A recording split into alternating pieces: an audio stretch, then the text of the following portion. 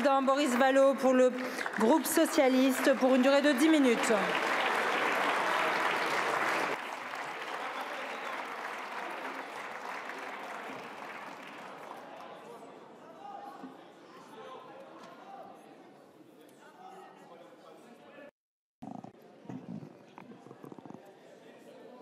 Madame la Présidente, Monsieur le Premier ministre, Mesdames et Messieurs les ministres, mes chers collègues, je m'exprime aujourd'hui devant vous avec la solennité qu'exige la gravité du moment et avec la seule préoccupation d'être utile aux Françaises et aux Français. En vous nommant Monsieur le Premier ministre et en refusant obstinément à la gauche, qui le revendiquait légitimement l'exercice du pouvoir, le Président de la République a pris le risque d'aggraver la crise politique et institutionnelle qu'il a lui-même ouverte avec les dissolutions. Le mal n'est pas que le pouvoir lui échappe, le mal, c'est qu'il refuse de l'accepter. Ce gouvernement, Monsieur le Premier ministre, n'est assurément pas le nôtre. Votre politique n'est assurément pas la nôtre. Votre budget n'est pas celui que nous aurions défendu à gauche et les socialistes ne tairont jamais leur désaccord. Quelque chose d'ailleurs nous opposera toujours dans notre vision du monde, dans notre conception de l'homme, de la justice, de la liberté, de la question sociale, mais aussi du mérite, de l'ordre et de l'autorité. Pour nous, les choses sont claires et cette clarté, nous la devons à nos électeurs, car nous n'avons pas été élus sur les mêmes projets, ni sur les mêmes convictions. Nous demeurons dans l'opposition. Nous ne sommes à la recherche ni d'une coalition nouvelle, ni de nouvelles alliances. Nous ne voulons aucun portefeuille ministériel et nous refusons les combines et les combinaisons. Nous ne vous rejoignons pas. Nous avons notre destin qui est de toujours marcher vers l'avènement de la raison et de la justice. Et nombreux sont aujourd'hui les Français, plus nombreux encore demain, qui en espèrent l'accomplissement. Je le dis avec gravité, vous l'avez dit aussi, l'époque gronde, un monde menacé par l'égoïsme des nations, la remise en cause du droit international et in fine par la guerre. Un climat déréglé dont on peine à mesurer toutes les conséquences, mais qui montre d'ores et déjà sa grande violence. Une humanité percluse d'inégalités, rongée par la désespérance. Et partout des ennemis de la démocratie, prêts à toutes les promesses pour mettre en œuvre tous les mensonges. Nous vivons dans un monde de basculement, au bord du basculement, dans ce clair-obscur d'où surgissent les monstres. Et l'extrême droite menace ici, comme partout, d'abattre tout ce que l'homme, tout ce que la France, tout ce que la République a fait de grand dans son histoire et le plus souvent sans elle et même contre elle. Monsieur le Premier ministre, au moment de renverser le gouvernement de Michel Barnier, nous sommes adressés à nos collègues du socle commun et je m'adresse dans les mêmes termes à vous avec une question simple mais déterminante. Que préférez-vous? La laisse et le bâton des maîtres chanteurs du Rassemblement national ou la responsabilité républicaine au prix de négociations exigeantes avec la gauche? Et notre conviction est inébranlable. On ne s'allie pas avec l'extrême droite. On ne saurait accepter qu'elle inspire la loi et encore pire qu'elle dicte sa loi. Tout plutôt que la corruption de nos principes communs.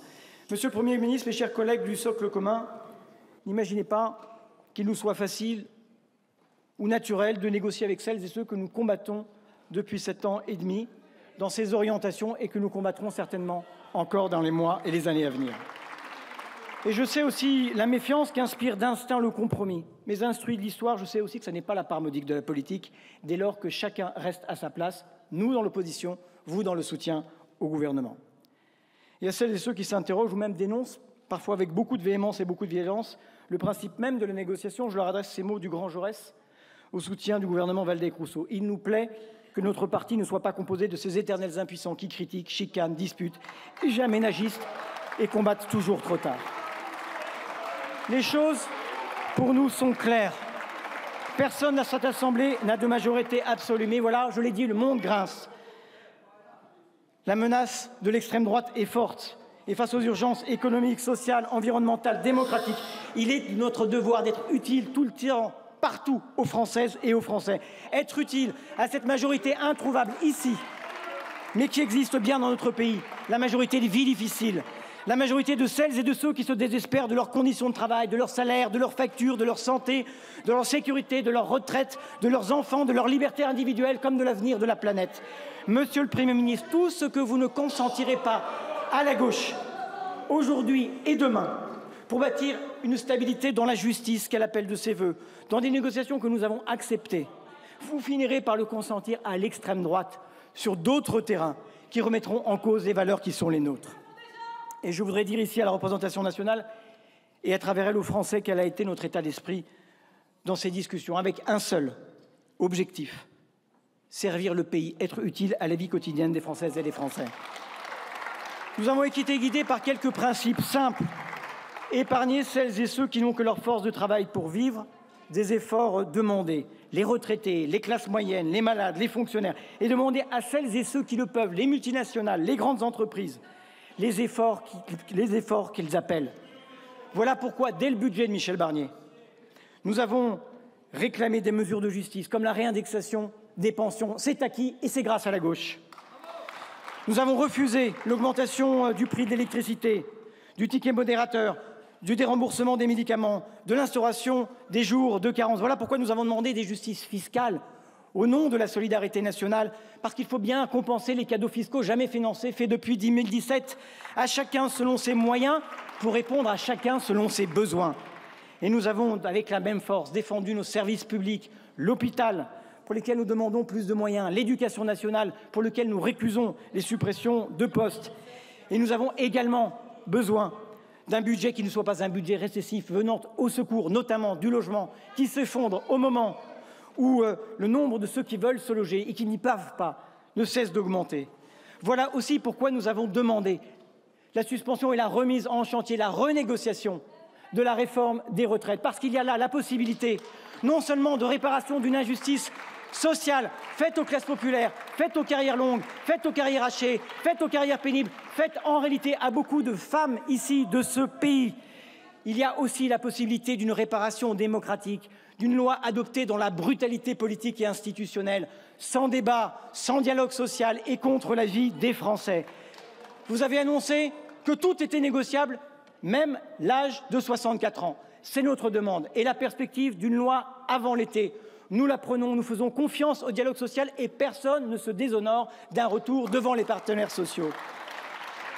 Mais je veux dire aussi que notre objectif demeure l'abrogation de la réforme des retraites à 64 ans et que nous ne pouvons pas nous satisfaire que s'il n'y a pas d'accord, nous revenions à la loi antérieure. Il y aura des négociations, il y aura des propositions, il n'y aura peut-être pas de consensus, mais nous demandons que cela revienne devant l'Assemblée nationale, devant la représentation nationale, pour faire avancer une cause juste et dont nous sortirions tous grandis.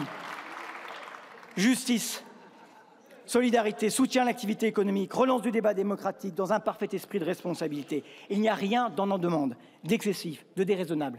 Et pourtant, Monsieur le Premier ministre, vous n'en avez pas dit un mot. Alors je voudrais vous interroger. Et j'ai besoin de la clarté de vos réponses. Plusieurs de vos ministres, dans les discussions que nous avons eues avec les écologistes et les communistes, ont fait des pas en avant dans le sens de l'intérêt des Français.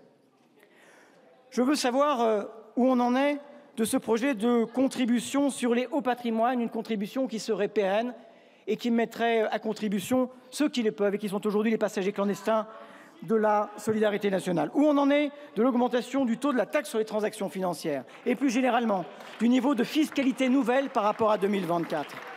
Je veux également que nous sachions où nous en sommes de l'augmentation des dépenses de l'assurance maladie, en particulier de l'hôpital public. Et je veux très concrètement savoir ce que cela signifie en termes de maintien ou de création de postes et de maintien de lits.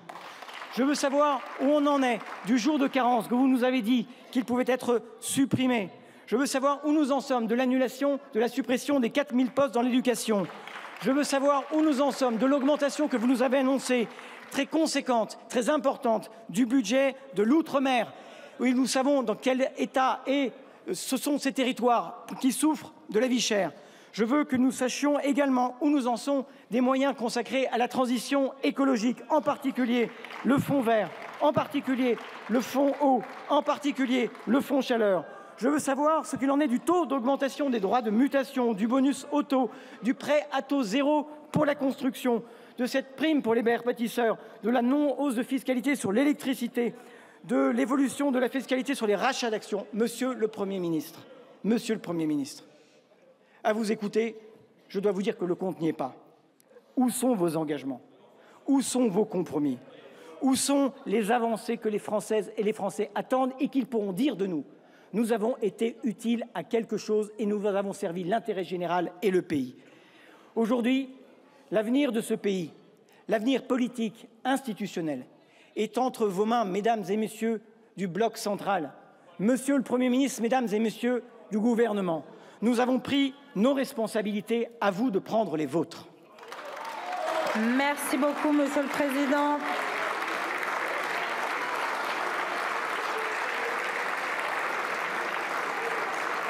Merci beaucoup. La parole est à présent à Monsieur le Président Laurent Wauquiez pour le groupe droite.